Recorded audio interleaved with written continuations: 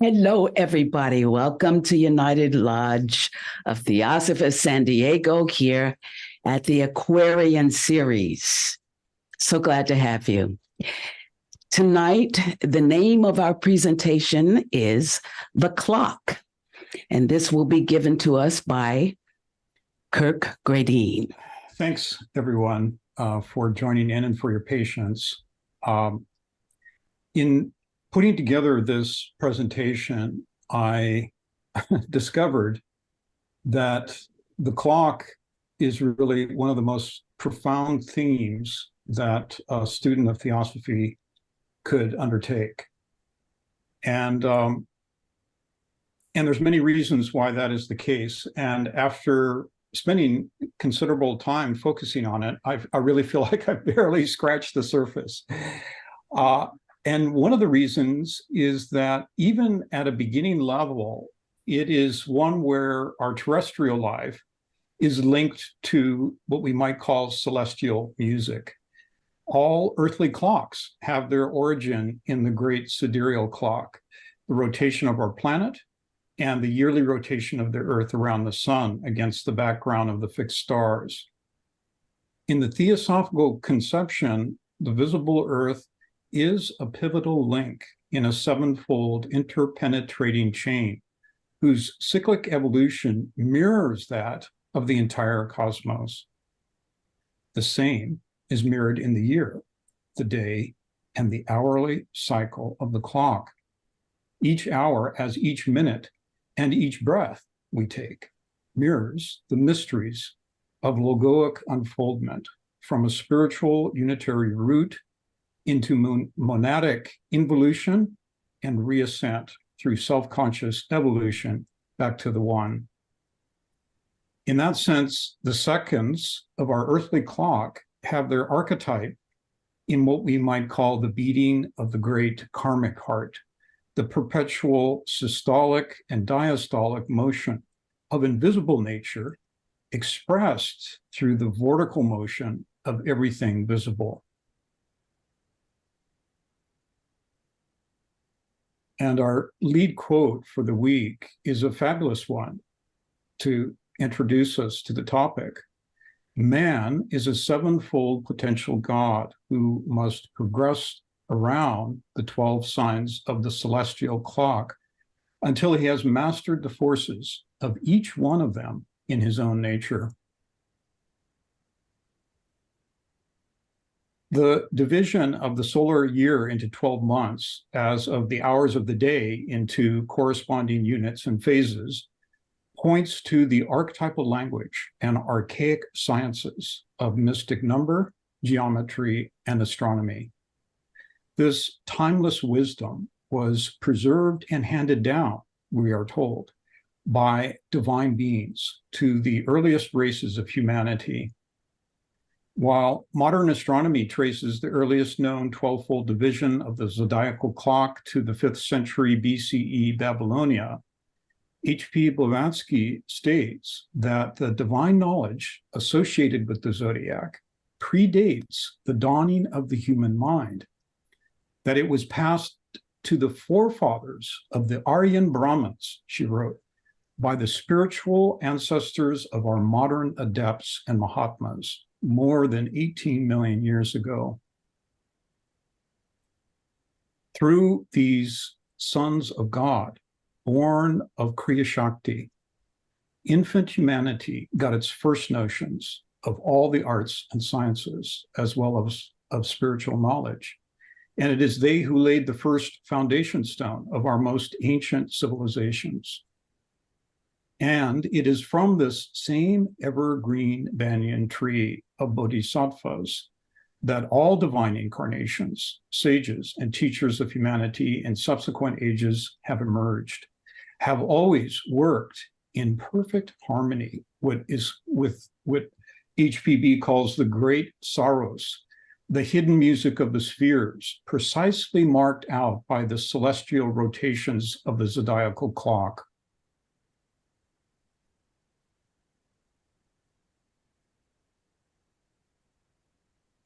The serpents of wisdom, she wrote, have preserved their records well, and the history of human evolution is traced in heaven as it is traced on underground walls.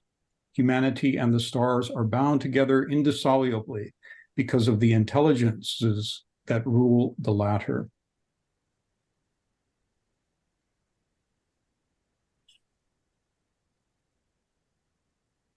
Is all time relative, or is there a universal standard by which all relative experiences of time can be correlated? In Albert Einstein's theory of relativity, time is woven together with the three dimensions of space, forming a curving four-dimensional space-time continuum, what is called a block universe, encompassing the entire past, present, and future. Because of this continuum, spacecraft clocks run at different rates relative to their celestial coordinates. Einstein's equations portray everything in the block universe as decided from the beginning, the initial conditions of the cosmos determining what comes later. Surprises do not occur, nor does free will. They only seem to. For us believing physicists, he wrote in 1955, just weeks before his death, the distinction between past, present, and future is only a stubbornly persistent illusion. In quantum physics, however, this view of time and causation is being radically reconsidered.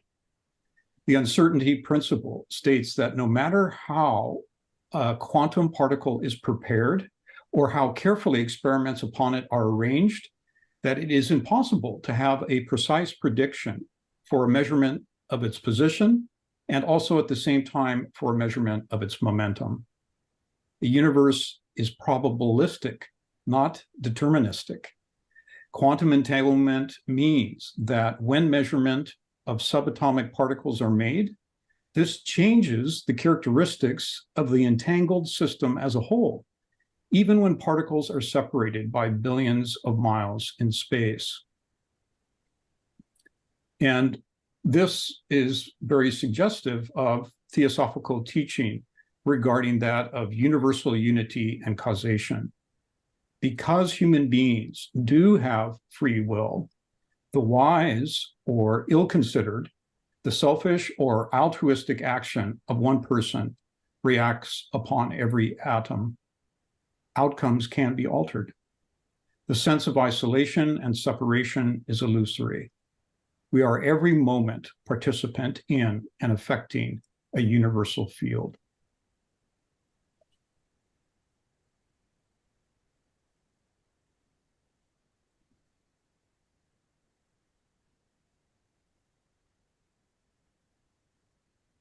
Our ideas, in short, on duration and time are all derived from our sensations according to the laws of association. This is HPB from the SD, as you can see. Inextricably bound up with the relativity of human knowledge, they nevertheless can have no existence except in the experience of the individual ego and perish when its evolutionary march dispels the maya of phenomenal existence. What is time, for instance, but the panoramic succession of our states of consciousness?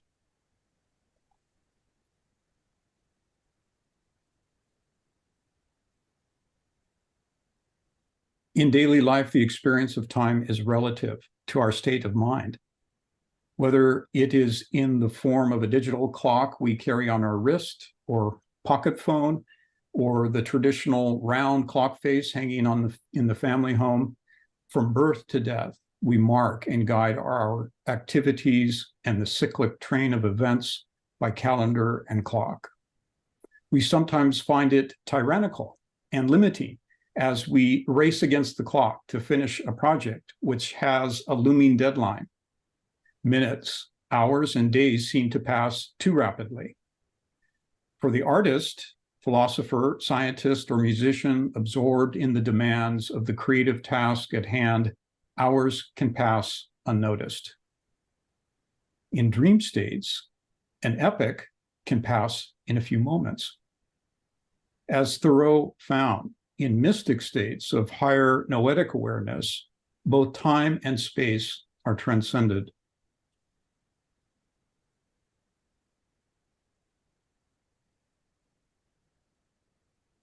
The oldest Egyptian or Hindu philosopher raised a corner of the veil from the statue of the divinity, and still the trembling robe remains raised, and I gaze upon as fresh a glory as he did.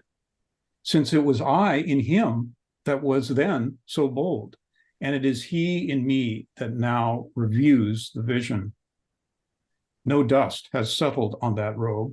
No time has elapsed since that divinity was revealed. That time which we really improve, or which is improvable, is neither past, present, nor future.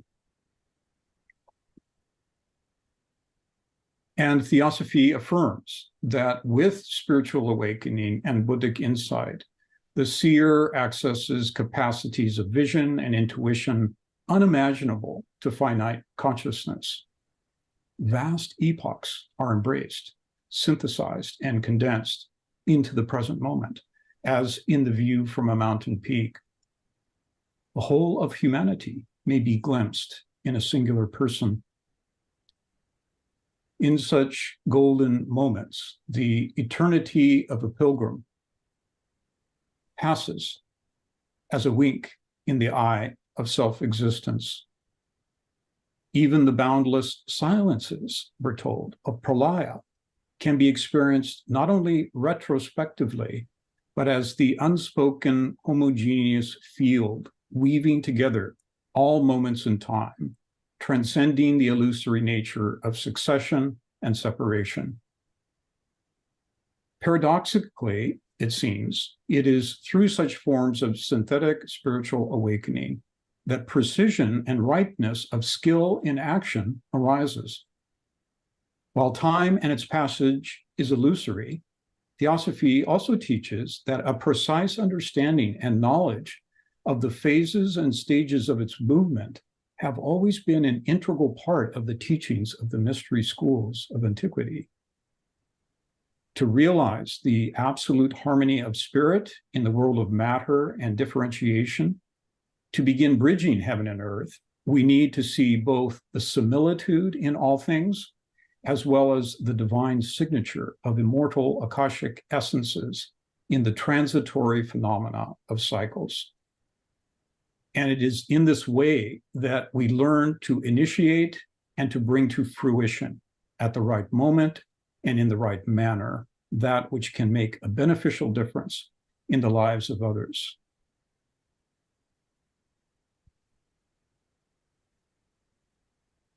From Lao Tzu, in meditation, go deep in the heart. In dealing with others, be gentle and kind. In work, be diligent. In action, watch the timing.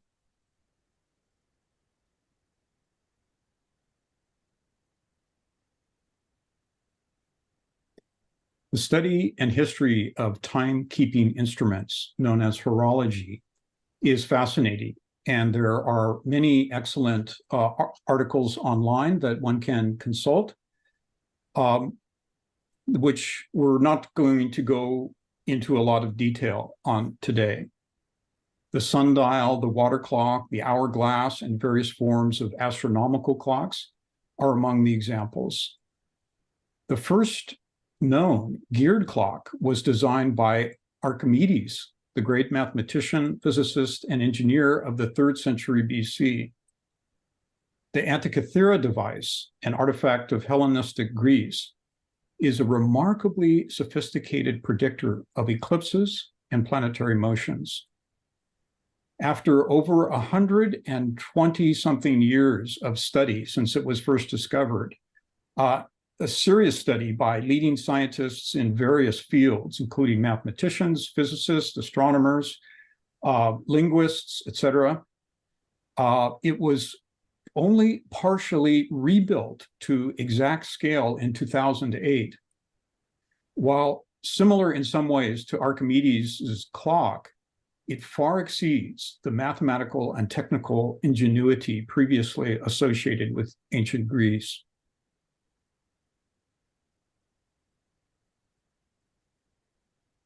from Helen Valberg. It has been said that the clock, with all its complex mechanisms, is the mother of machines. It might be more truly said that, borrowing from its natural prototype, the clock has been their midwife.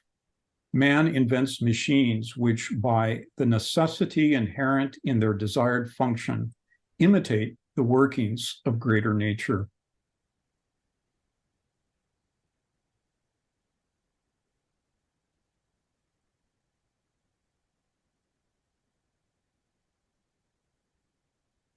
As the technology, precision, and accuracy of a mechanical means of measuring time grew more sophisticated, the variability of the solar day and the solar year and their relativity based on location became increasingly problematic. The Earth's rotation is not a constant speed, nor is the obliquity of the ecliptic.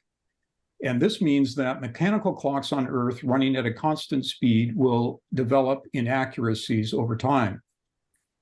In addition, local noontime, when measured by the sun's position in the sky, as we all know, varies with location on Earth. The length of the day varies with the season and with latitude. So prior to the introduction of standard time, each municipality throughout the clock-using world set its own clocks, or its official clock, if it had one, according to the local position of the sun. And this served adequately until the 1840s with the introduction of rail travel in Britain. Speedy travel over long distances required the continuous resetting of timepieces as the train passed or progressed in its daily run through several towns. To solve the problem, starting in 1847, Britain established Greenwich Mean Time, the mean solar time located at the prime meridian in Greenwich, England. All clocks in Britain were set to this time, regardless of local solar noon. Using telescopes, GMT was calibrated to the mean solar time at the Royal Observatory. And then chronometers or telegraphy was used to synchronize clocks throughout Britain and eventually through other parts of the world. And it became the standard, an international standard.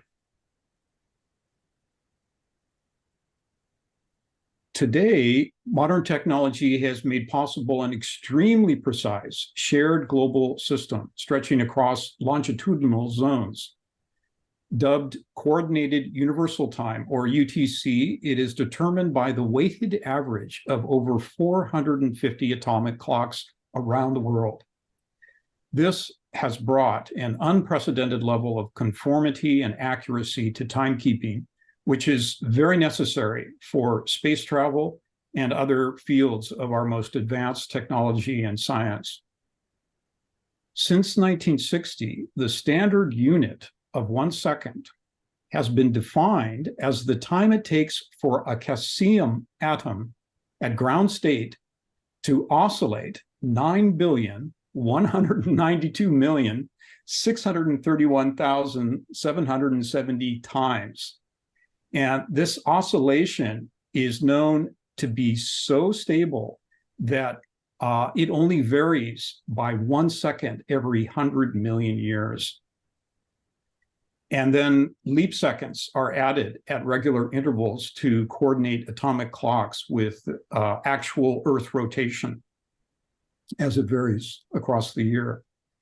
And thus collated, this universal timekeeping system is communicated now worldwide via satellites. So we have almost instantaneous updating of our cell phones or electronic clocks.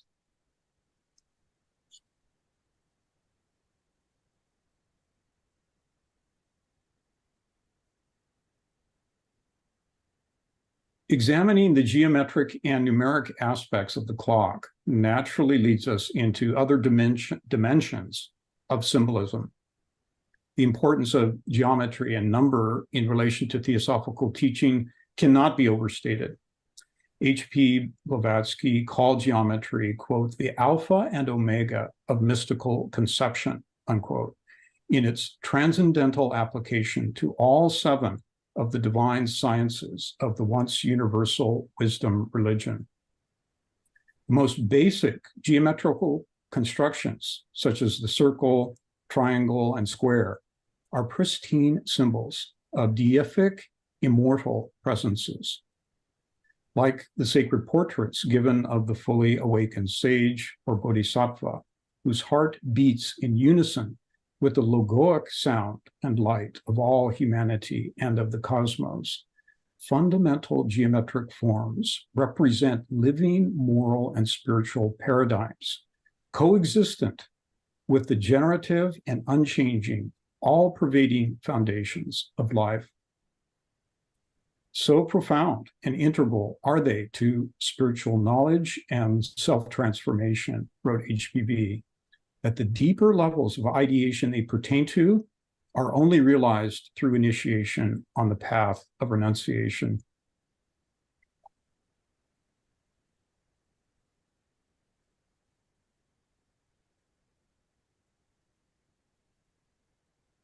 Geometrically, there are three aspects immediately evident with the pre-digital clock face: the circle, the 12-fold, and the 60-fold subdivision of its circumference. If we walk slowly through the geometrical basis of each of these aspects, we find them replete with correspondences found in the Secret Doctrine and other theosophical writings. To start with, all ancient cosmogonies, wrote HPB, begin with the circle as the fundamental form of the whole and of all living things. God is a circle with center everywhere and circumference nowhere. Ontologically prior to the drawn circle of bounded circumference, consciousness, we're told, is rooted in the timeless, unbounded sphere of abstract space, the highest deity passed over in silence by the Pythagoreans. Both void and plenum, it is the non-dual reality called Parabrahm or Paravak in Hindu philosophy, the face of the deep in Genesis, chaos, the chaos of Hesiod and Homer. The boundless circle suggests omnipresent eternal duration, where past, present, and future no longer apply. Kala is the pre-Vedic god of boundless time, connected with the Greek Kronos Saturn, who devours both being and non-being and all lesser divisions of periodicity. It is the one life, unconsciously experienced by every human being in dreamless sleep and consciously sought by the yogi in profoundest reverie. While appearing as darkness to the unawakened, it is absolute light to the seer. From HPB, esoteric philosophy divides boundless duration into unconditionally eternal and universal time and a conditioned one, khandakala. One is the abstraction or noumenon of infinite time, kala. The other its phenomenon, appearing periodically as the effect of Mahat, the universal intelligence, limited by manvantaric duration. The white circle of the clock face recalls the opening passages of the proem. It typifies the monad as primeval unity, first linked with the unmanifested logos. It is the pre-cosmic boundless plane or universal soul.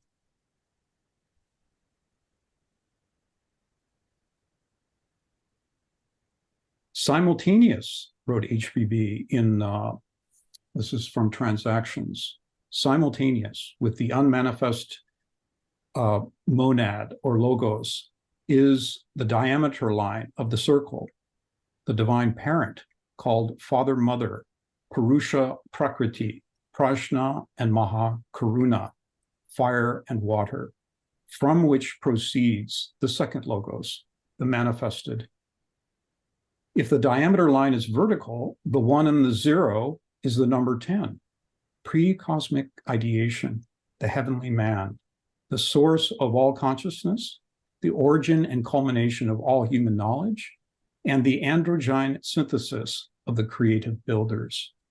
And as she says here in this remarkable quote, the one number issued from no number, it is from this number 10 that the whole universe proceeded.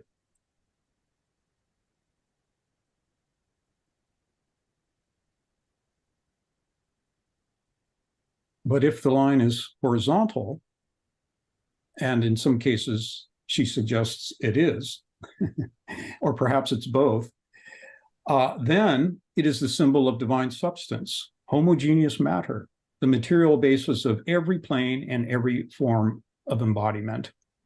In other words, spirit and matter, the vertical and the horizontal, are identical in their essence.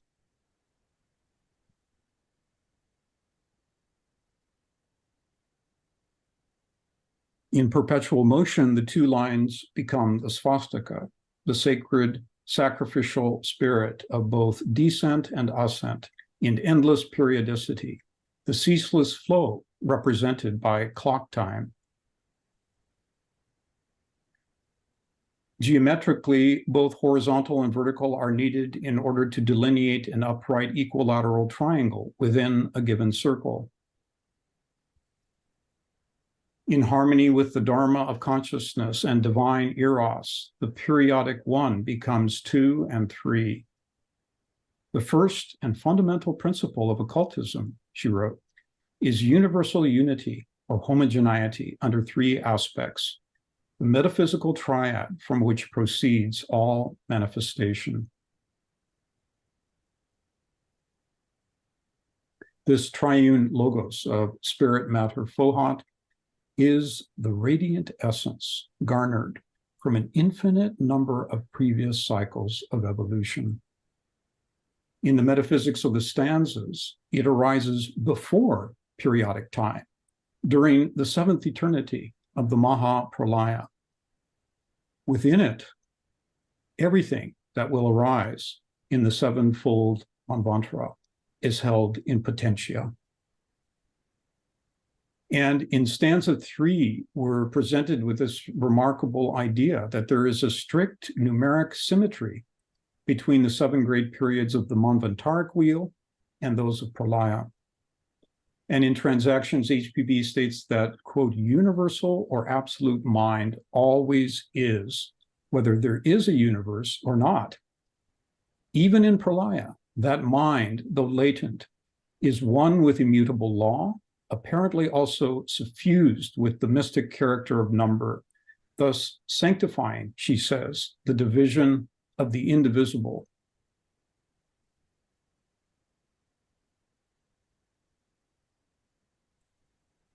The third logos is associated with both Mahat, the manifesting cosmic mind, and Manas, the higher mind of all humanity. From it, the 7 dhyanis are emanated. By mystic transmutation, wrote HPB, the 3 in 1 becomes a quaternary. The triangle becomes the tetractys, as the radiant essence becomes 7 inside, 7 outside. Geometrically, the 4th point may be taken as the monadic center point, already established in the center of the 2-dimensional triangle. Simultaneous with the diameter line, it provides a rotational Laya center in which the upward pointing triangle is mirrored in the downward pointing. Above is mirrored below. The interlaced triangle and the center point refer to the 7 dhyanis, the manifesting agents of cosmic and karmic law connected with the 7 sacred planets of our solar system, the 7 kingdoms of nature, and the 7-fold principles of human nature.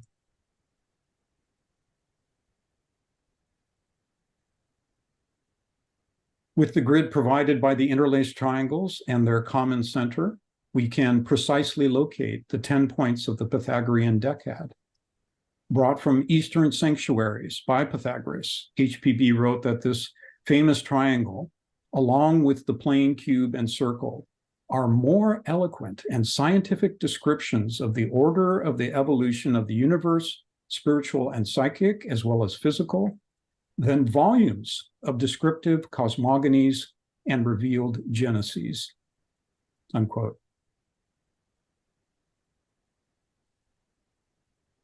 Further, if we merely extend diameter lines from center to each nodal point, we arrive at the 12-fold division of the perimeter circle, yielding the 12 great orders, symbol of the zodiac and the nidanas, along with a long list of other 12s in the philosophy. The remaining subdivisions into 60 minutes is affected via the 5-pointed star in 4 rotations of 6 degrees each.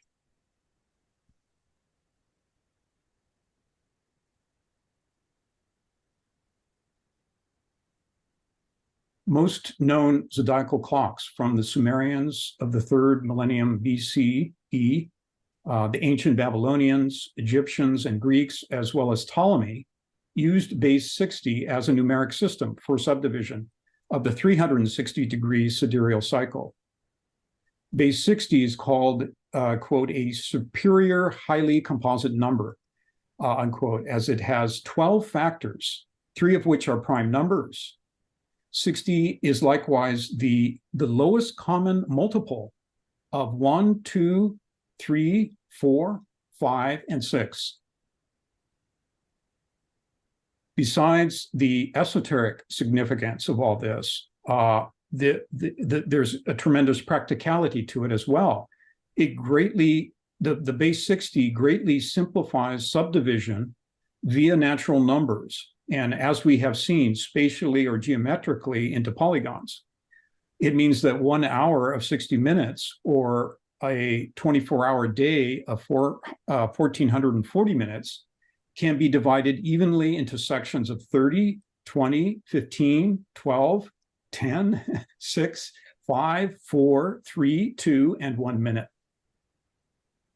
It means, for example, that 2 hours converts exactly to 30 degrees of rotation of the Earth's axis and 1 zodiacal sign, or 30 degrees change in longitude. Likewise, 1 degree of longitude equals 4 minutes of time.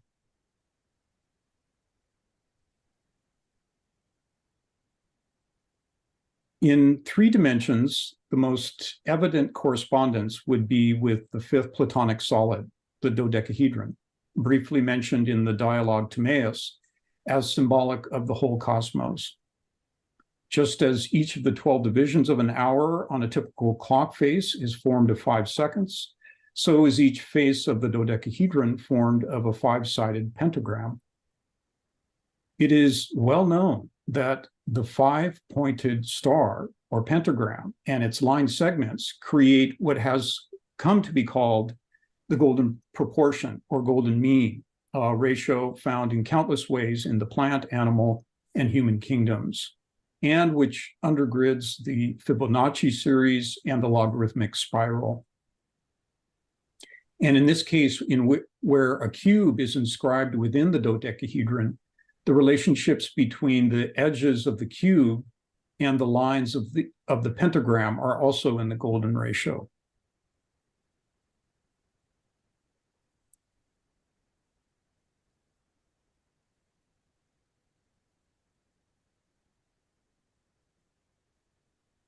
The secret doctrine reminds us that both ancient India and Egypt connected the 5-pointed star with the crocodile or sea dragon, called in Sanskrit Makara.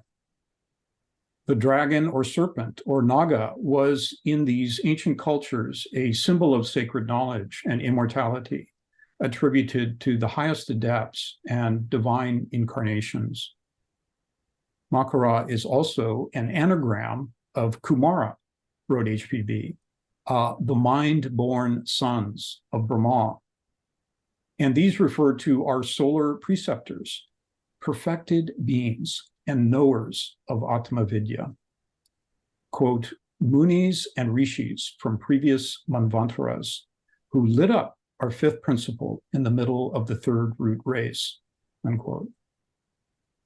Also taking incarnation in human forms, they instructed early humanity, as we mentioned at the outset, in all the arts and sciences, and, quote, formed the nursery for the future human adepts on this earth and in the present cycle, unquote.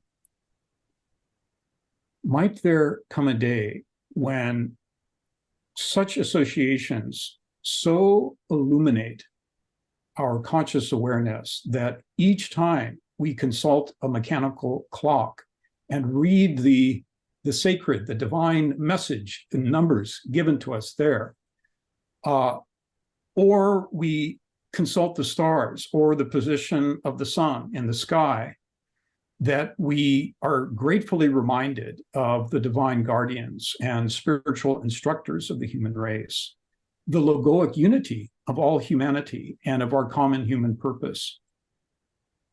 Would a deeper appreciation of the mystic and sacred aspects of number and geometry in this way help us to understand the influences and potentials of each passing moment, of each incarnation? Is such an understanding necessary in order to become a more logoic being ourselves, seeking to benefit the whole by breathing benevolently, radiating the higher spiritual influences of eternity and immortality in the ephemeral cycles of daily life? The clock is indeed such a logoic wheel, a term used 12 times in the mystic language in the first 7 stanzas of Cosmogenesis.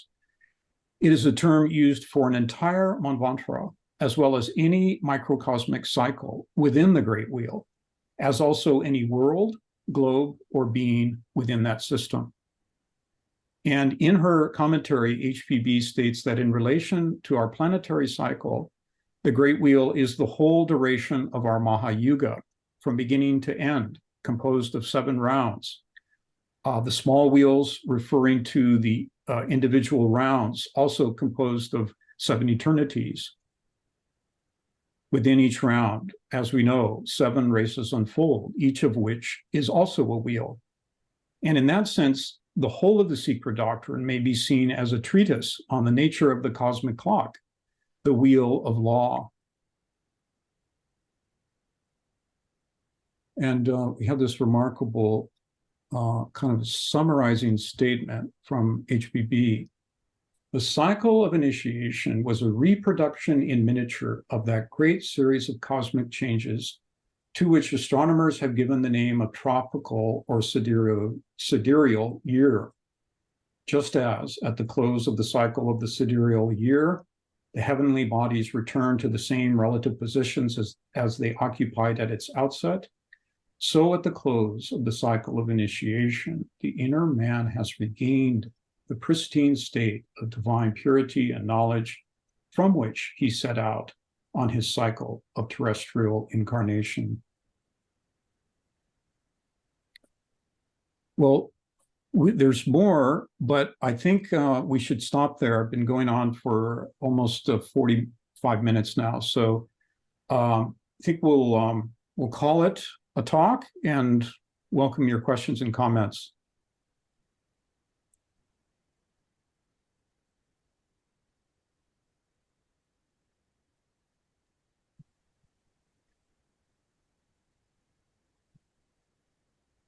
Thank you. You've already got a hand up, 2 hands up. Yes, Nathan. Wow, thank you so much, Kurt. That's really just a lot, of course, like you said, and just touching the surface. But you made some references that were very interesting to me. And I'm just reminded of the Maori story.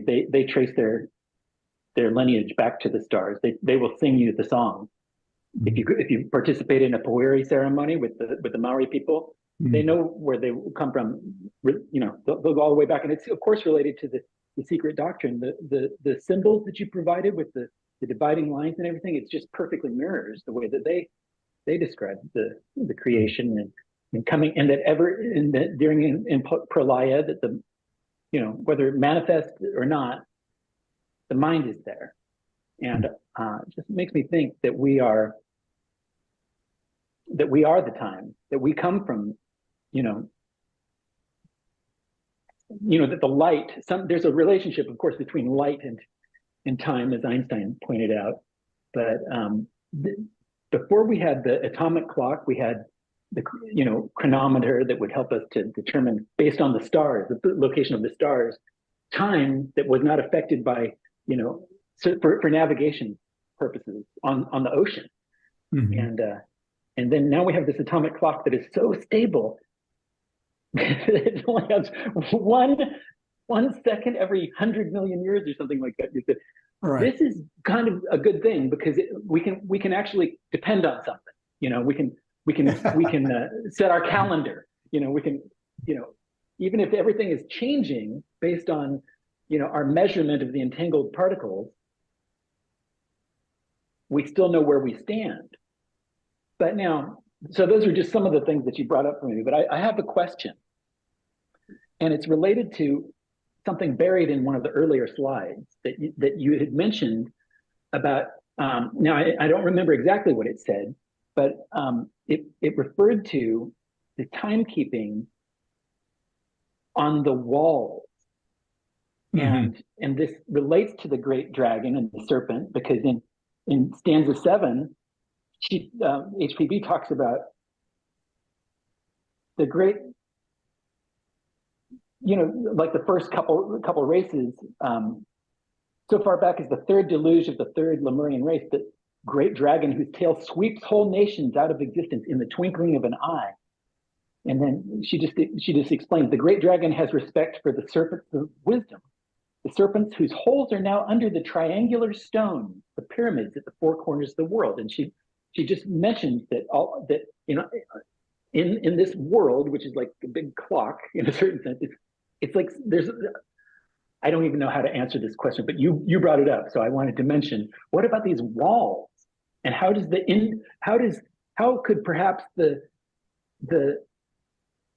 inside of the earth be containing the secrets of the cosmos and time?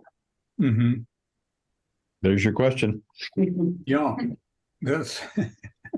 I love how fearless you are, Nathan.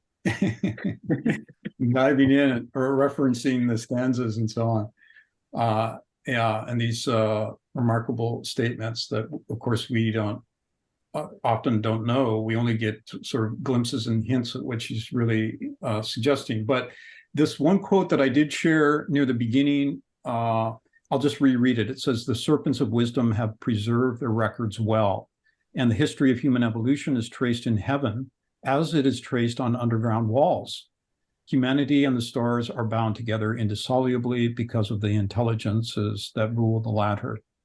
Well, the way that I took that is in relation to statements that she makes offhand at several places in the Secret Doctrine, where she says that there are underground crypts which are protected from spoliating hands, inaccessible to those who are not ready or not prepared or are not supposed to be able to access. And they're protected also from all forms of natural deterioration, et cetera, by special unknown means. And there's more than one location in different parts of the earth where there are these underground centers where the records of all are kept. And there's, you know, so whether that's when she says, you know, walls, whether she's referring to like a physical stone wall in which you might see a whole series of inscriptions, you know, and as we're told that the entire Secret Doctrine, which has the most stupendous cosmological system of any known system, can be recorded in a few pages of geometrical signs and glyphs. But part of that is that the reader of those glyphs has to have that, you know, penetrating intuitive vision to be able to grasp what's the intended meanings, right? And to know the specific application that is being pointed to in relation to 7 sciences, so that's a lot depends upon the reader of such things. So you and I might come across it and say, oh, well, there's some nice, markings on the wall and not really know that, what's really being pointed to. So, but, and then I'm also reminded of Judge's story about this mystic experience he has, where he is in a kind of underground chamber, in which there are displayed, it's not markings on the wall, but actual faces of beings of all kinds, particularly those one imagines who are playing critical roles in relation to the evolution of humanity. But that so that the walls she may be referring to may not be physical walls at all. That's my point. But yeah, that is certainly part of the tradition which HBB points to, is these secure underground locations and access to them, which can only be found if one is intended by the masters to find them. Judy? Yeah, and I just love that it can all be in a symbol. Talk about saving time. Talk about efficient. Right. Yeah. But of course, it's extremely complex and extremely precise. There's if you consult the preface in the Voice of the Silence, for example, she adds a whole nother layer to this, which she calls, the symbolism of logogrammical symbolism of the mystery language. That there's certain signs that are given at the beginning that indicate the manner in which the thing is to be read, and then there's variations according to color and other features, which would alter the way a particular passage or a series of symbols is read. So it really, and then she also says, that it requires being able to access, I think she says it's 7 levels of ideality, although she only names 3 of them. And she says the other 4, I can't really explain to you. You wouldn't understand them if I tried to explain it to you.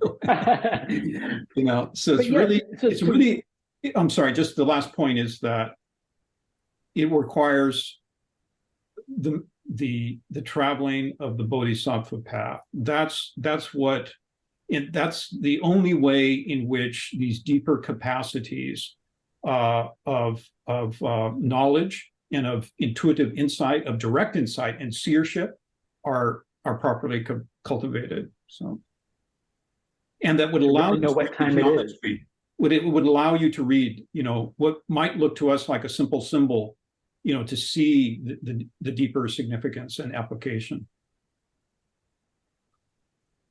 Amazing. So, Thank you.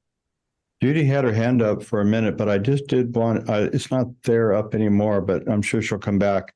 But just, you mentioned the kind of the Bodhisattva, well, actually the Bodhisattva path. And there was that one quote from Lao Tzu that talked about gentleness, but it also talked about timeliness, it seemed like. And I was just wondering if you could kind of, and also the idea that in the Voice of the Silence, the compassion is identified as the law of laws. And it seems that this whole subject of the clock is like cyclic law, and as you said, the heartbeat. But I was wondering if you could kind of talk about the Lao Tzu quote.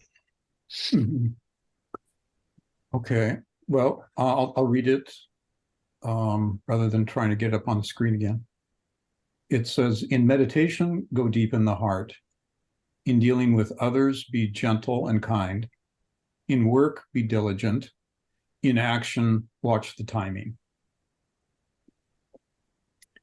That last line, it seems to me to be sort of like tongue in cheek, okay, watch the timing, it's sort of like he's just hinting at, the kind of precision that he himself, or that a true sage would realize, the exactitude to know when and what to say to the right person at the right time, when action is needed, when an incarnation of a specific type is needed, and all of that. So it is,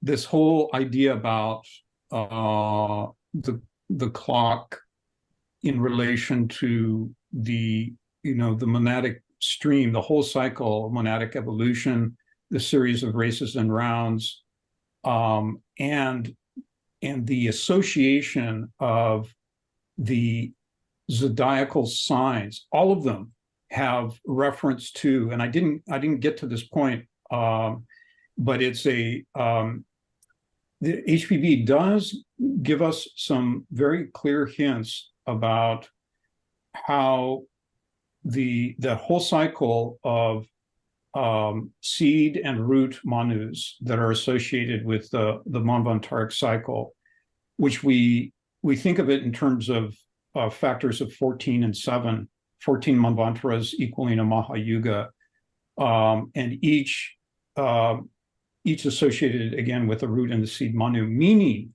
what? Meaning that there's this descent of the Logos into human form to initiate, guide, and instruct, or to oversee, to aid all beings, and who's both watching over the whole process and aiding it at the precise time, doing exactly what is needed at the right moment, to maximize the opportunities for beings involved in that cycle to realize the specific capacities that are to be or can be awakened, the opportunities that are going to arise through the cycle,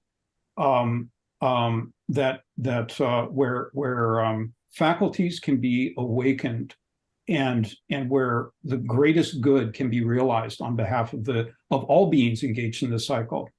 So, and the other thing is that so that's seems to me to be one of really the key lessons about the study of the zodiacal cycle, is this coordination with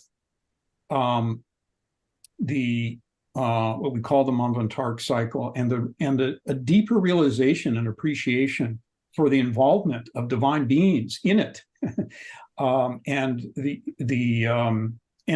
the responsibility that we have in relation to them, and also to the little that we may have been able to garner from the teaching, and its dissemination through both theory and practice, to as wide a field as we can manage. So that all of that to me, is like part of what we might call the beating of the karmic heart. And also, just one last point on this question, beautiful question, Jonathan,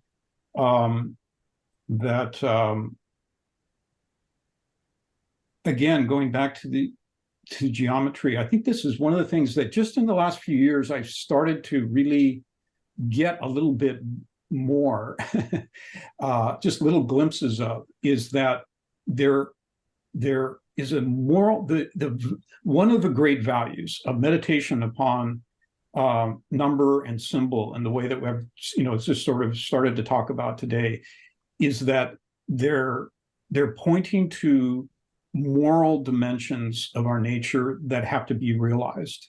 That is, the capacity for the heart to universally embrace, be cognizant of, and to intelligently assist and aid all spheres, all dimensions of life, which we are composed, and of which our daily life is composed.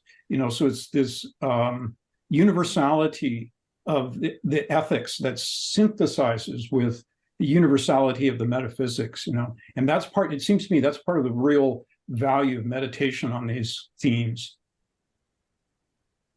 Thank you, Kirk. Judy? Yes, thank you for a wonderful talk, Kirk. I was wondering about the relationship of the precession of the equinoxes to family races, because I read someplace in the Secret Doctrine that a family race, for example, the Jews, the Japanese, or various groups you could point to on the planet, will last about as long as that 25,000 plus year cycle, the precession of the equinoxes. Now, am I remembering that correctly? Because I that's a very interesting idea.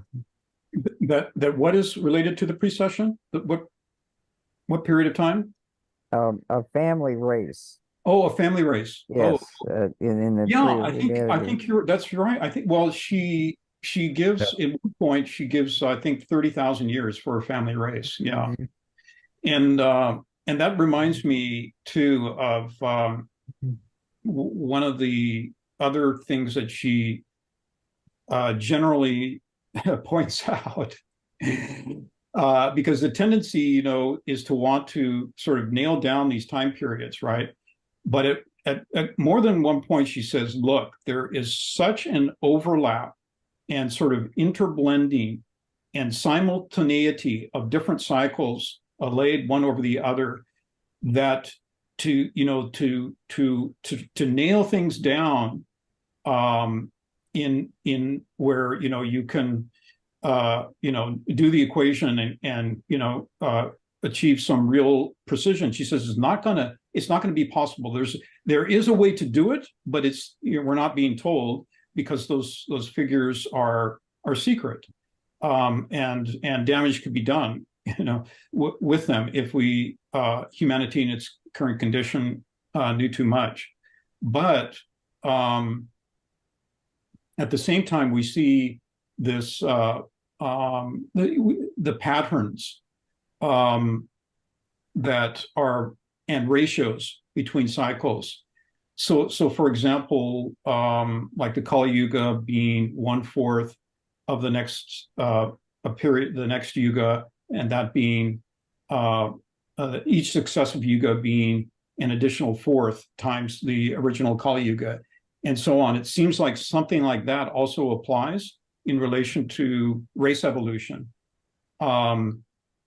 So that, which of course she doesn't give an explanation of that, but if you try to make the numbers work, you find that there has to be some sort of interpolation like that.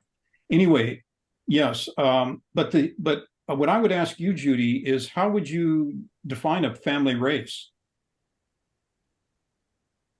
Okay, how would I define a family race? Well, in this case, I was asking about the physical nature of race. I know she uses race in the terms of ray, also the 7 rays from the Dhyani Buddhas, and that's a different way to look at it. So yeah, I was thinking in terms of the more physical race, and in a way, it's very difficult and superficial, because white people come out of brown people, and vice versa, and it's very complicated, and right, perhaps not as important as the idea of the race. yeah. Well, the one helpful way to think about it perhaps is that each of these subdivisions of the races and sub-races and family races, they are particular characteristics of vestures through which souls are passing.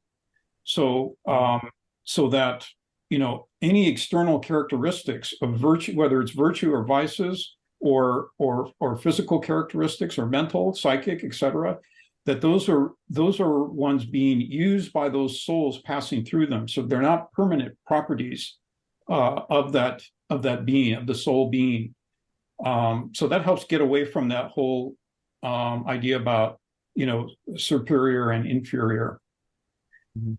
But I see Ken. Ken, do you have a question or comment?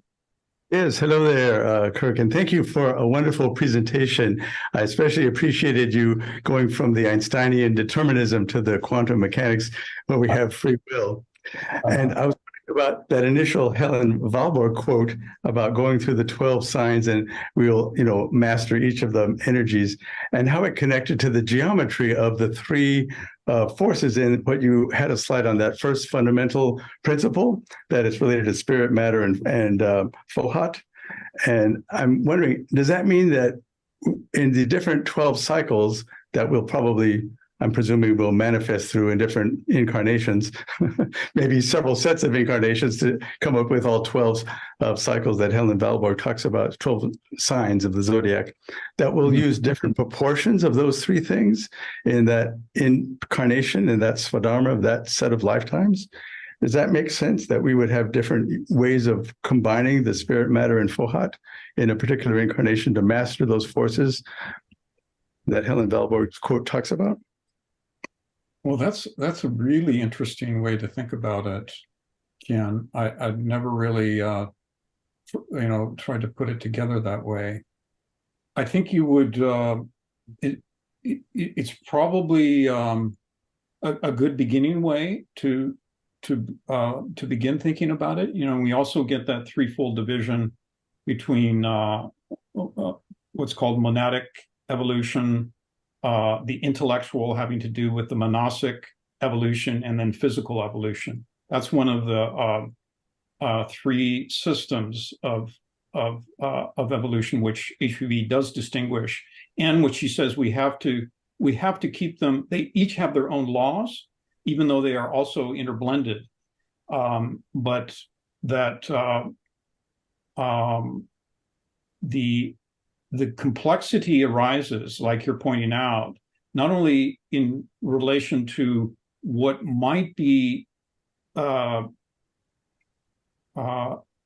say, the opportunities arising as through engagement with particular, let's say, we'll call it zodiacal, but we're really, as you're pointing out, we're really talking about a very sort of esoteric way of referring to specific conditions of matter, of consciousness, and of energy, and also of human capacity. So just as a very, very broad sort of beginning look at it, for example, the fourth round in which we are in is overall it's associated with the fourth principle, right? And we know that's sort of the overarching theme in which we're learning to manage and master and overcome all lower forms of desire in order to realize the very highest forms of Fohatic capacity, in which there is that bridging, or the capacity for bridging the divine with the human. And so, yeah, I think that just as a general sort of schematic is very helpful. But then you also need to bring in the planets and the sevenfold nature of human nature, right? Because that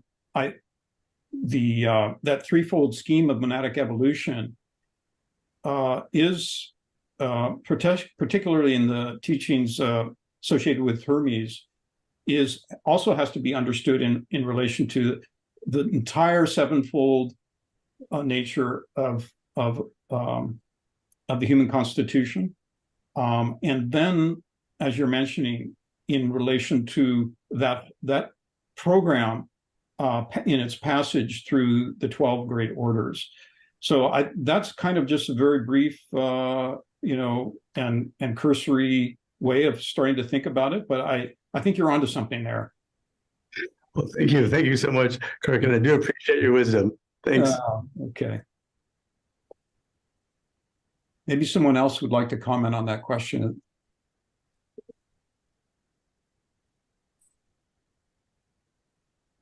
Does anybody have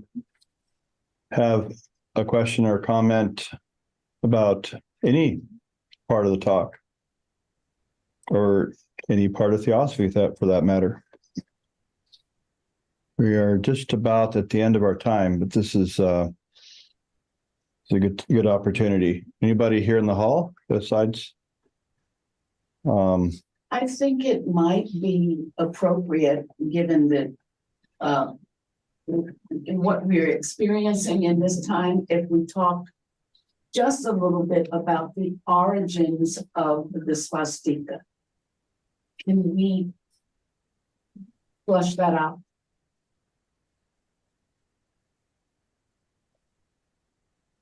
Were you able to hear that, Kirk? Yes. Yeah. Well, we just mentioned a couple of points about it, and that I think we could add a couple more, perhaps. One, it has been a misused symbol, of course, and since World War II, it's become so plagued, you could say, so stained and soiled by the misuse of it that one hesitates to bring it up. But it is part of the Theosophical Seal. It's at the very crown of the Theosophical Seal. And it has a very deep cosmic and human significance to it. And the one that we mentioned was this perpetual motion associated with with spirit and matter, with consciousness and form, one in their origin, yet in manifestation, triple, and in that, in the cycle of manifestation, continually in motion. That is, spirit continually descending to the deepest depths of matter and of differentiation, the utmost crystallization of its own nature, in order to create a field in which the maximum degree of evolution and of aid can be given to those monetic centers which have not yet awakened to self-conscious intelligence and or to divinity. So that's you could say that's the inherent sacrificial, divine, loving descent of spirit, which is associated, of course, with enlightened beings from previous cycles of evolution who are activating the whole thing. And that at the same time, only being able to do so through the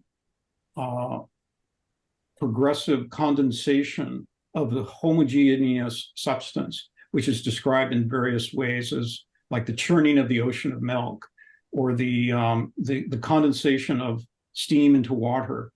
But it is also a crystallization of spirit itself. But it's those two contraries of spirit and matter in perpetual motion. It's a constant perpetual motion, but becomes a vortical motion and a manifest motion during periods of life and of the Manvantara. So that's one way of beginning to think about that the rotary motion suggested by the arms of the swastika. The other that HB mentions is that, and it's related, of course, she makes it sounds, very simplistic, but she says that one of the arms reaching up is the aspiration towards heaven, and the arm reaching down is the benevolence towards earth. So it's really also a symbol of those beings who link the very highest spiritual knowledge and wisdom with manifestation in form and aid to all beings. And it reminds us of the very beautiful moment in the Buddha's awakening where he touches the earth in order to have a witness to his awakening. So there's just a couple of ideas that I think are hopefully suggestive. Thank you so much, Kurt. Thank you, Monica, for the question. I just incidentally, I've been to a place west of Chengdu, China, which is kind of in the northern plateau of the Himalayas. And there's those swastika symbols all over the place with the Tibetan prayer flags. Mm-hmm. And I asked the people that were there, what's up with those? And they said, oh, they've been here for thousands of years. That's just part of the culture. And he didn't really know much. He was a tourist guide, and he just he didn't know much about it, but it's just part of here, Okay. So it's interesting. Did you have time for It's supposed to be a universal symbol for water. For water? Oh, the Swazi is supposed to be a universal symbol for water and motion, the water of life kind of thing. Yeah. Makes sense because if you look at it, it looks like swirling water.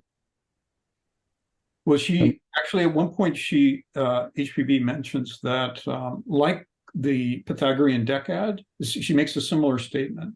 She says that for someone who understands that symbol, the whole process of cosmic manifestation can be identified. Yeah, so it's a very deep and elaborate symbol. It's got tremendous depth to it, but we simply, don't have the faculties. One last question, Miluka. Hi, interesting as always, Kurt. Thank you. We are 70% of water, and the planet is mostly water. HPV call it the Earth, the blue planet. Now, saying that, we are affected by all the movement of the planets, as you know, the moon influences. So we are actually a clock too, because in Chinese medicine, they do exercises according to the time of the day. Mm-hmm. And we're supposed to do it in a clockwise. It's supposed to be affecting each of the organs, the main organs. Mm-hmm. Then there are religions also that do prayers 4 times a day to each cardinal point. We know the Native American they follow that too when they do their prayers, and that the cardinal point reflects have a different color, and it's a different time of our cycle. The spring, like childhood, the east, and then the west, the red road, which is the adolescent. Then the west is adulthood, and then the north, decay. The ancestor road. So I'm thinking that if we take this in consideration, we are a clock, and we are affected by everything, and we can affect other things too. And Chinese medicine also say that we should be in bed by or before 10, because that's when the body starts cleaning itself out. And if you want to go even earlier, we don't follow the rhythm of nature, because after the sun goes down, we're supposed to go to bed too. So we alter a lot of things, and then we sometimes complain why we are not so healthy. Anyway, just to add up. Yeah, no, that's a great comment. If I may respond just briefly, one of our aspirations when we first started preparing for this talk was to demonstrate how each 2-hour segment of the day would correspond to one of the zodiacal signs. and also to a certain period of race evolution. And we started putting some diagrams together on that, but it just got too deep and complex. But it would seem that that one who is awakened, that there would be this synthetic. This is kind of one of the fundamental points we were trying to make. This synthetic understanding, so that the 24-hour clock would be intimately understood in relation to the grandest cycles, and that would help define and understand what is happening at a particular moment in time. But all of that seems, so much to try and take in when you think about the complexity of it all. But one of the key clues and practices that is given by Raghavan Iyer, which I've never seen anywhere else, maybe others have, but you do find it reflected in other traditions, is that we can take advantage if we split the day into 4 quadrants. And we use the 2 sandhyas, which are the prime time for meditation, for returning to a deep reflection upon our true nature, our unity with humanity, and great beings, and our responsibilities, etc., in the deepest possible spiritual sense that we can bring that to bear. We use the 2 sandhyas, and we pick a third point during the day at a midpoint near noon or about noon, and use that also as a means to return to that inmost center. That we will, in doing so, we create this wheel in which the 4th point occurs in deep dreamless sleep, and that will actually allow us to begin to better assimilate what happens in deep sleep, and to bring back, that treasure of the gods that occurs in those unconscious states, but are nonetheless very valuable.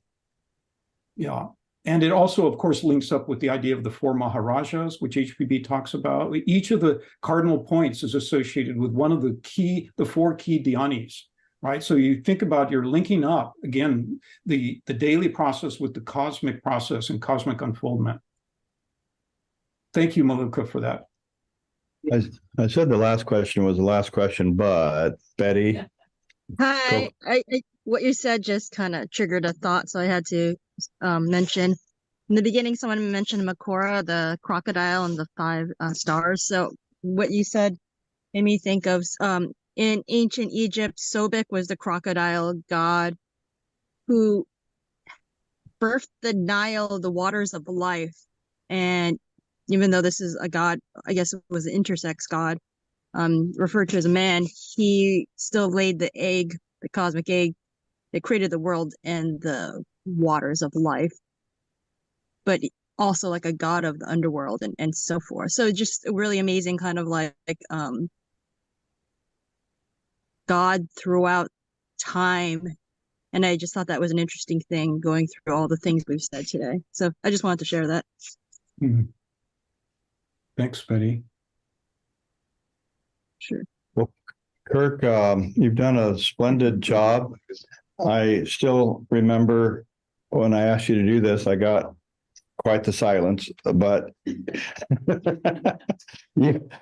you bravely and fearlessly did it, and just a magnificent masterpiece. So thank you very much. And it's just in the way of thanks, the way you effortlessly interwove the microcosm with the macrocosm back and forth, that dialectic, and it just made it so that we are all that much more alive as to, the intricate, intimate timing of everything, fitting in with the whole majestic sweep of the human pilgrimage.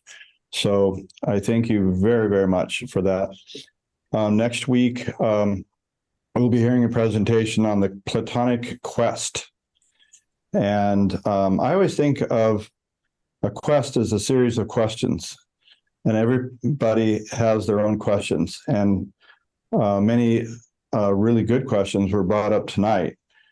And as we kind of unfold questions through life, we find that we're all on a quest. And I think that's quite a bit of what the Platonic quest is about. And we will hear some, Alfred North Whitehead said that all of Western philosophy is a footnote to Plato, for example. So thank you very much, Kirk, and thank you all for coming. Thanks, everyone. Thanks so much. Thank you. Namaste. Thanks. Have Everybody. a good one. Thank you. Be safe, everybody. Take care. Thank you all. Thank you.